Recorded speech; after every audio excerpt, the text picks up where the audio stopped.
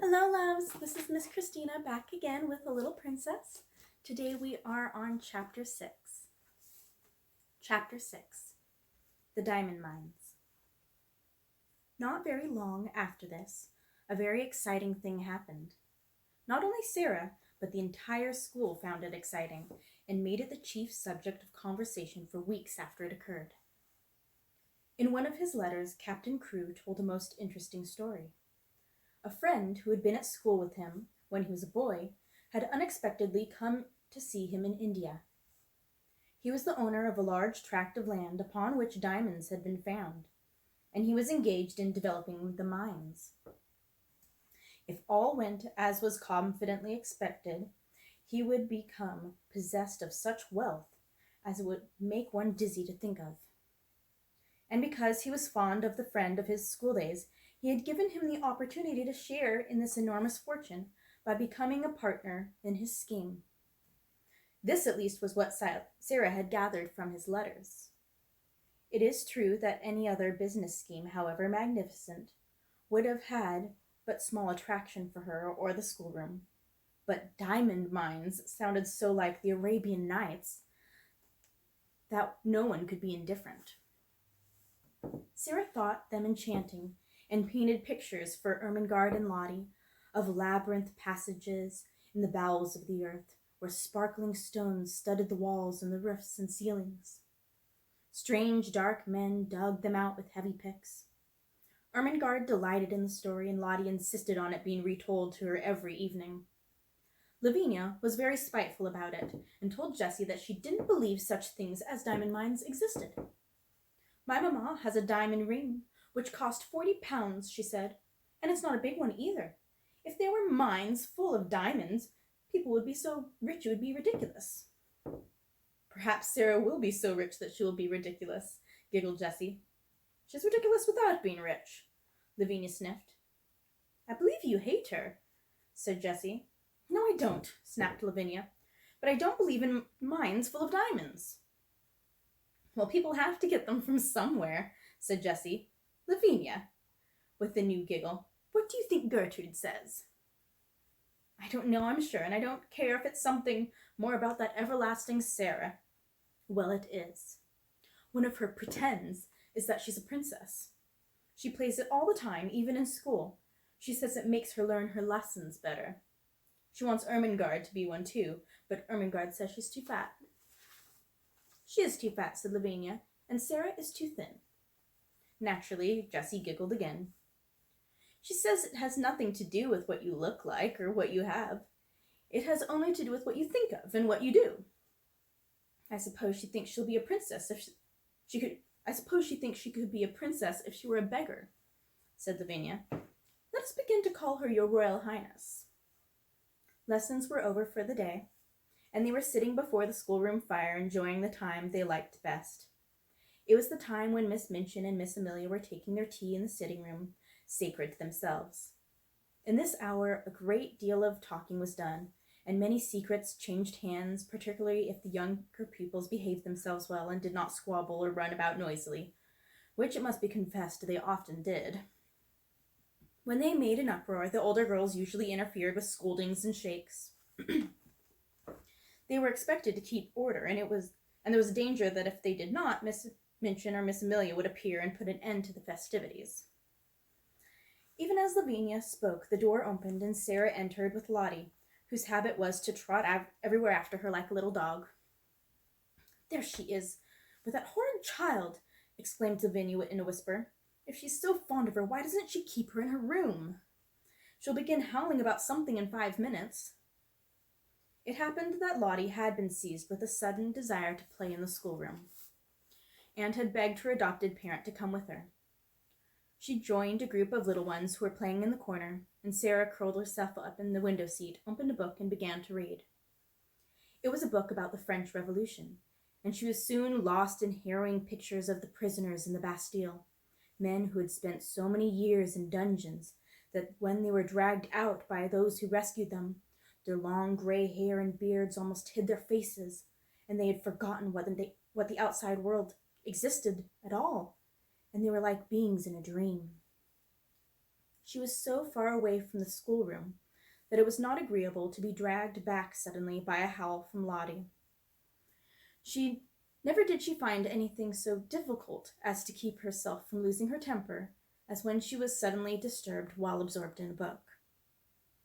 People who are fond of books know the feeling of irritation which sweeps over them at such a moment. The temptation to be unreasonable and snappish is not easy to manage. "It makes me feel as if someone had hit me," Sarah had told Ermengarde once in confidence, "and as if I want to hit back. I have to remember things quickly to keep from saying something ill-tempered." She had to remember things quickly when she laid her book on the window seat and jumped down from the comfortable corner.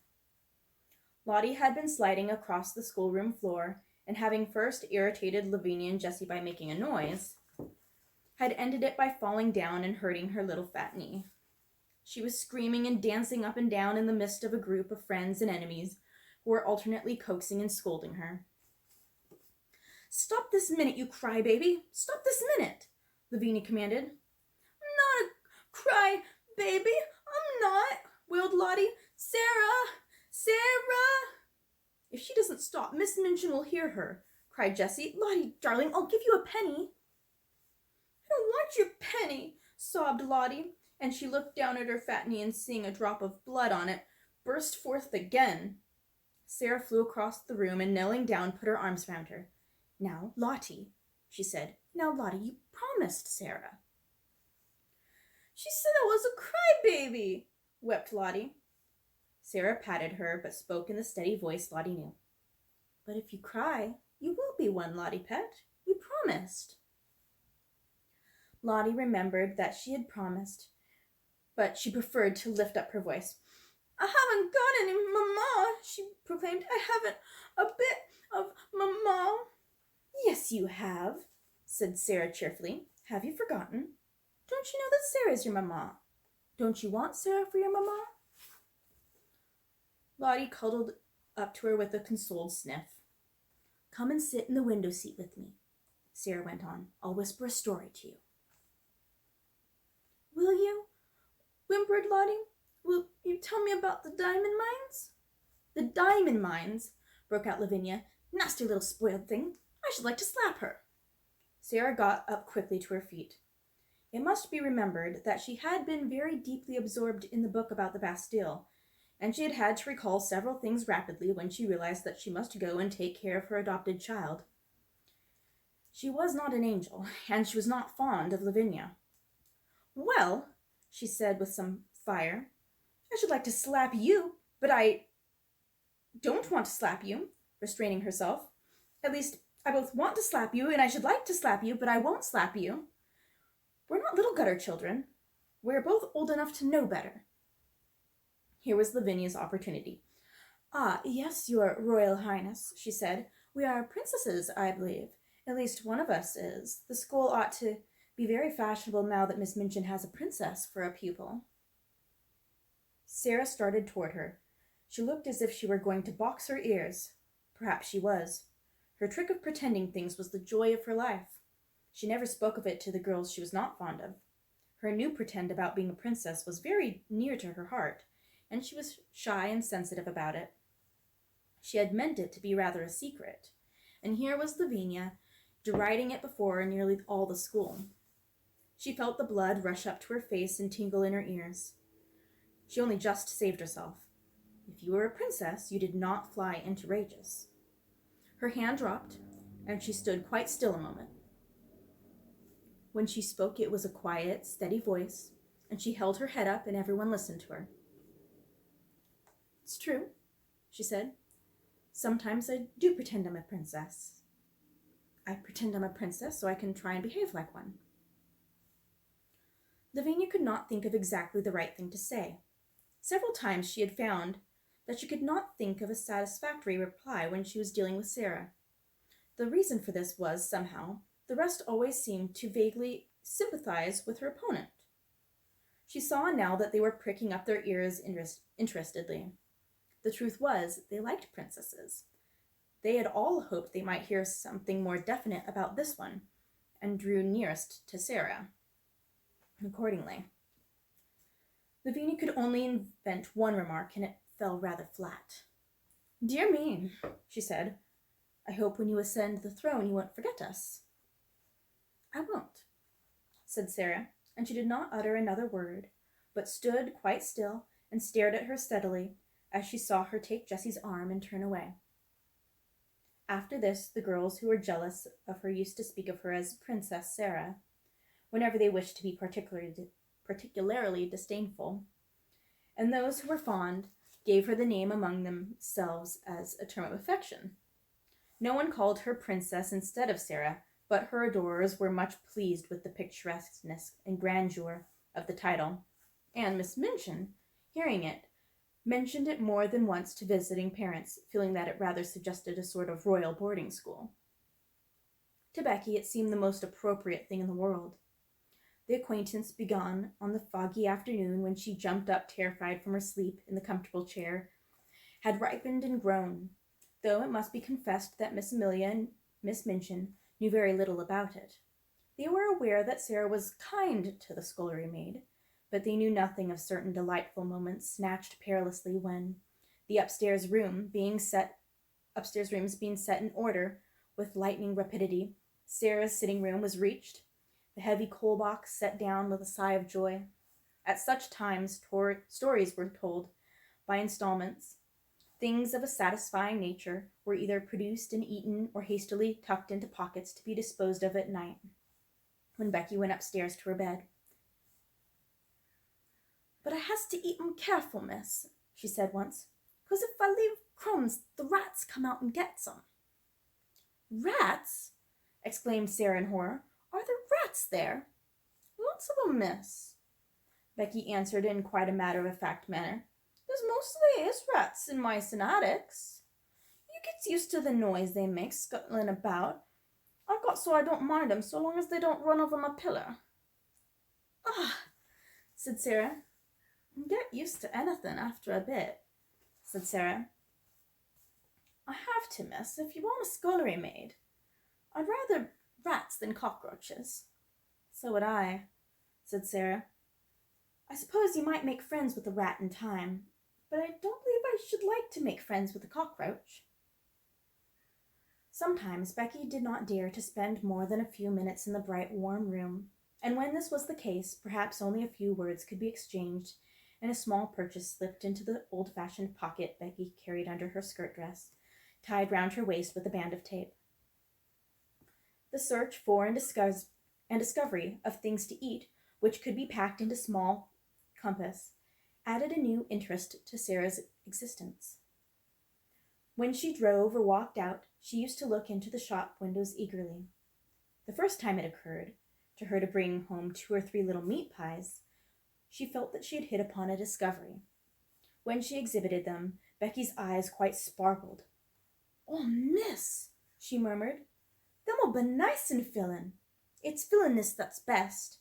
Sponge cake's an heavenly thing, but it just melts away like, if you understand, miss. These'll just stay in your stomach." "Well," hesitated Sarah, "I don't think it would be a good thing if they stayed always, but I do believe that they will be satisfying." They were satisfying, and so were beef sandwiches bought at a cook shop, and so were rolls and bologna sausage. In time, Becky began to lose her hungry, tired feeling, and the coal box did not seem so unbearably heavy. However heavy it was, and whatsoever the temper of the cook, and the hardness of the work heaped upon her shoulders, she had always the chance of the afternoon to look forward to, the chance that Miss Sarah would be able to be in her sitting room. In fact, the mere seeing of Sarah would have been enough without the meat pies. If there was time only for a few words, they were always friendly, merry words that put heart into one. And if there was time for more, there were installments of a story to be told, or some other thing one remembered afterwards, and sometimes lay awake in one's bed in the attic to think over. Sarah, who was only doing what she unconsciously liked better than anything else, nature having made her for a giver, had not the least idea what she meant to poor Becky, and how wonderful a benefactor she seemed. If nature has made you a giver, Your hands are born open, and so is your heart. And though there are many times when your hands are empty, your heart is always full, and you can give things out of that. Warm things and kind things, sweet things, help and comfort and laughter, and sometimes gay, kind laughter is the best help of all. Becky had scarcely known what laughter was through all her poor little hard-driven life. Sarah made her laugh and laughed with her, and though neither of them quite knew it, the laughter was as filling as the meat pies. A few weeks before Sarah's 11th birthday, a letter came to her from her father, which did not seem to be written in such boyish high spirits as usual. He was not very well, and was evidently overweighed by the business connected with the diamond mines. "You see, little Sarah," he wrote, "your daddy's not a businessman at all, and figures and documents bother him. He does not really understand them, and all this seems so enormous. Perhaps if I was not feverish, I should not be awake tossing about one half of the night and spending the other half in troublesome dreams.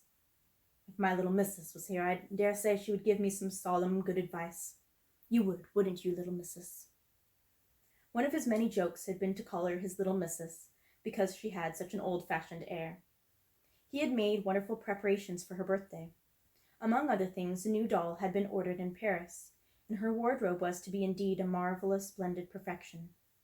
When she had replied to the letter asking her if the doll would be an acceptable present, Sarah had been very quaint. "I'm getting very old," she wrote. "You see, I shall never live to have another doll given to me. This will be my last doll. There is a solemn thing about it. If I could write poetry, I am sure a poem about a last doll would be very nice. But I cannot write poetry. I have tried, and it made me laugh. It does not sound like Watts or Coleridge or Shakespeare at all. No one could ever take Emily's place, but I should respect the last doll very much. I am sure the school would love it. They all like dolls, though some of the big ones, the almost 15 ones, pretend that they are too grown up." Captain Crewe had a splitting headache when he read this letter in his bungalow in India. The table before him was heaped with papers and letters, which were alarming him and filling him with anxious dread, but he laughed as if he had not laughed for weeks. "Oh," he said, "she's better fun every year she lives. God grant this business may right itself and leave me free to run home and see her. What wouldn't I have given to have her little arms round my neck this minute? What wouldn't I give?" The birthday was to be celebrated by great festivities.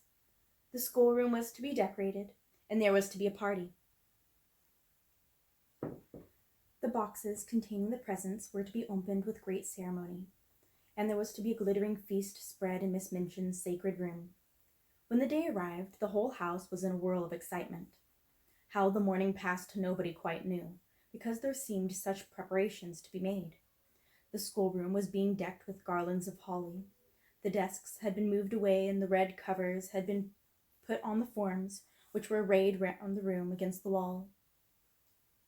When Sarah went into her sitting room in the morning, she found on the table a small dumpy package tied up in a piece of brown paper. She knew it was a present, and she thought she could guess where it came from. She opened it quite tenderly. It was a square pincushion, made of not quite clean red flannel, and black pins had been stuck carefully into it to form the words, "Many happy returns." "Oh," cried Sarah with a warm feeling in her heart, "what pains she has taken! I like it so, it makes me feel sorrowful."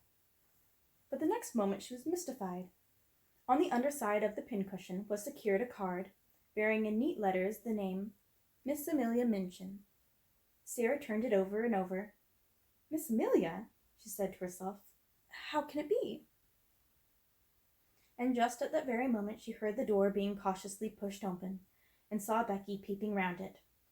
There was an affectionate, happy grin on her face, and she shuffled forward and stood nervously pulling at her fingers.